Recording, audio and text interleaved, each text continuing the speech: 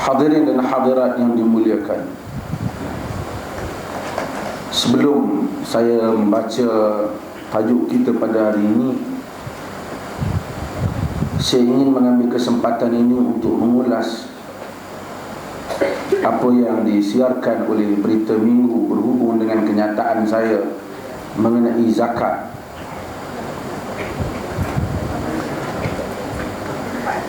Kenyataan itu dibuat kerana kita mempunyai maksud untuk menjelaskan beberapa perkara yang lain berhubung dengan zakat.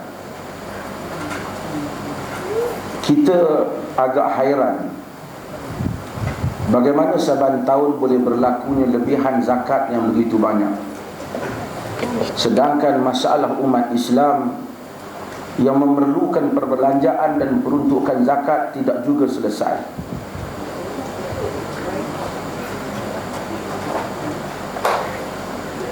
Sehingga kan setengah sahabat menyebut bahawasanya program bersamamu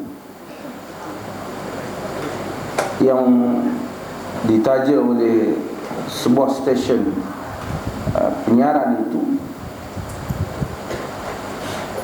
hanya sebenarnya memadukan bahagian pengurusan zakat. Bagaimana pihak media dapat menemui ramai orang yang memerlukan bantuan, sedangkan pengurusan zakat memberitahu saban tahun ada lebihan.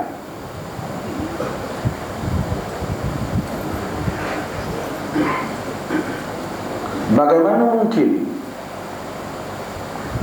umat Islam yang mempunyai berbagai-bagai masalah berhubung dengan keuangan, ada orang yang patut dibedah dan terlantar tetapi tidak cukup keuangannya,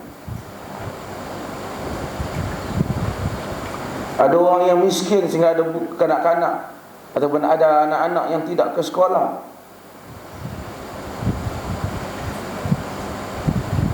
ada yang fakir sehingga rumah tempat berlindung pun sangat dhaif.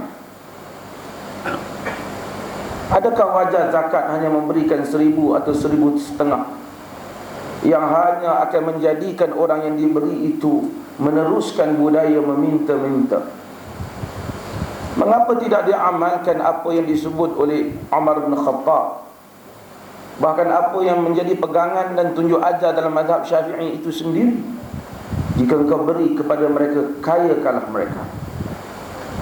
Beri bukan 100 untuk dia beli 1-2 ringgit, ataupun 102, 500 untuk dia beli makanan untuk tahan 3-4 hari. Beri pada dia sehingga dia boleh buat rumah.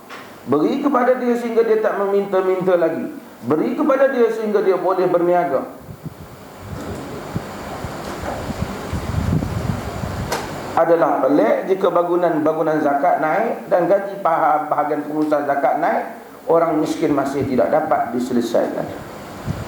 Namun saya bercakap dalam soal yang berkaitan dengan tajuk yang satu lagi, iaitu kita tahu bahawasanya umat Islam di Malaysia ini ada bidang-bidang kritikal yang gagal untuk dipenuhi oleh kita. Jumlah doktor pakar tidak juga umat Islam yang paling ramai. Saintis-saintis yang hebat tidak juga kita yang paling ramai. Mengapa zakat hanya memberikan duit kepada mereka yang pergi ke Timur Tengah? Baguslah begitu, tapi kenapa mereka saja yang dapat? Sedangkan kita bukan kekurangan ustaz, kita banyaklah ustaz, bahkan kita pening kepala dengan ustaz.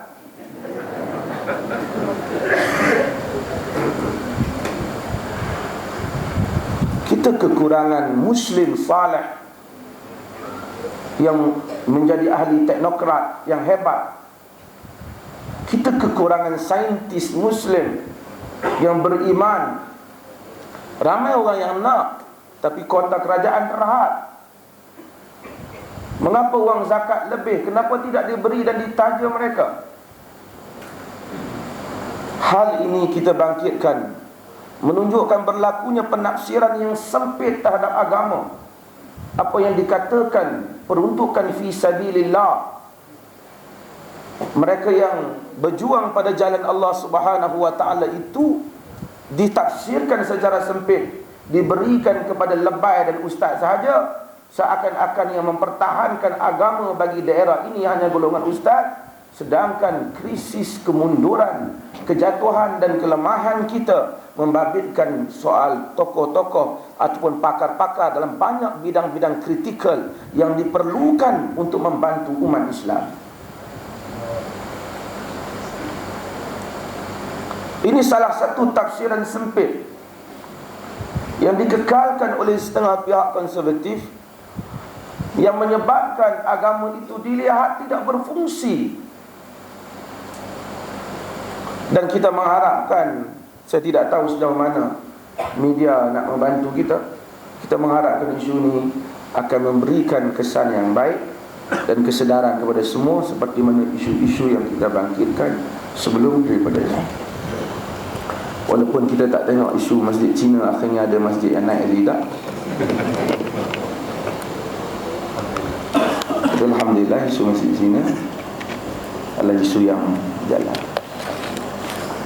Pengurusan zakat ini dia bukan urus duit orang. Abdullah bin Abdul Aziz Al-Umari,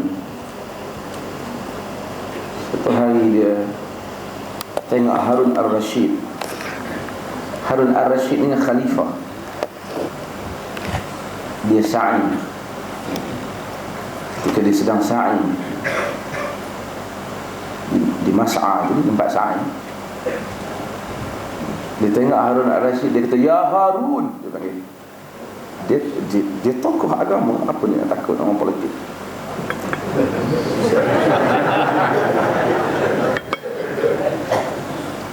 "Ya Harun," kata dia, "Irqa Safa," naik ke bukit Safa. Ada kata, "Qad fa'alt," aku telah buat.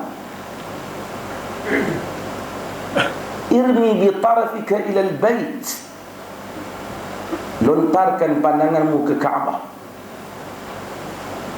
"Qad fa'alt," kata Harun Rashid, aku telah buat. "Kamhum," berapa ramai orang kau nampak dok tawaf ke? Kena haji. Kata Harun Ar-Rashid, dia khalifah yang hebat, tentera ni, khalifah dunia dalam masa tu.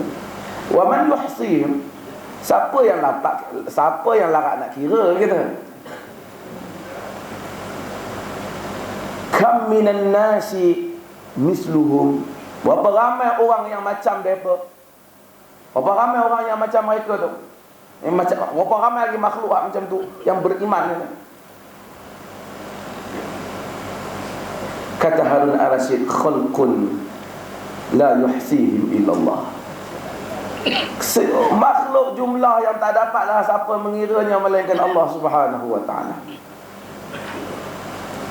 Kata Harun kata dia, "Ayyuhar rajul, inna likulli wahidin minhum yus'alu an khasati nafsihi wa anta wahdaka tus'alu anhum kullihim.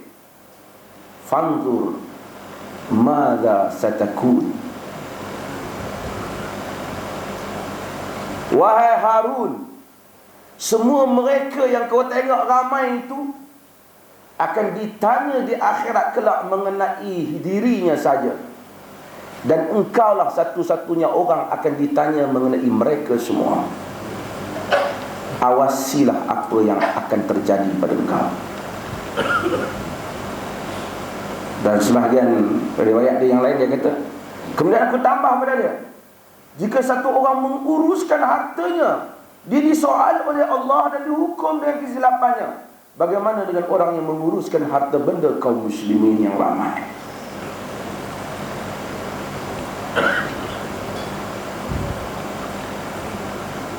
Dan ini suatu perkara. Dalam riwayat Harun Ar-Rashid dengar dia terduduk Harun Ar-Rashid dan menangis, tidak henti-henti mengenangkan apa yang dia kata. Semua orang ditanya tentang dirinya saja, engkau sebagai pemimpin ditanya mengenai semua orang lain yang berada di bawah kau. urusan orang Islam berhubung dengan zakat. Isu zakat ni tuan-tuan kena tolong kita, tulis kepada akhbar media supaya zakat dikemaskinikan. Kutip tu pandai dah. Distribution dia tak mau bercakap.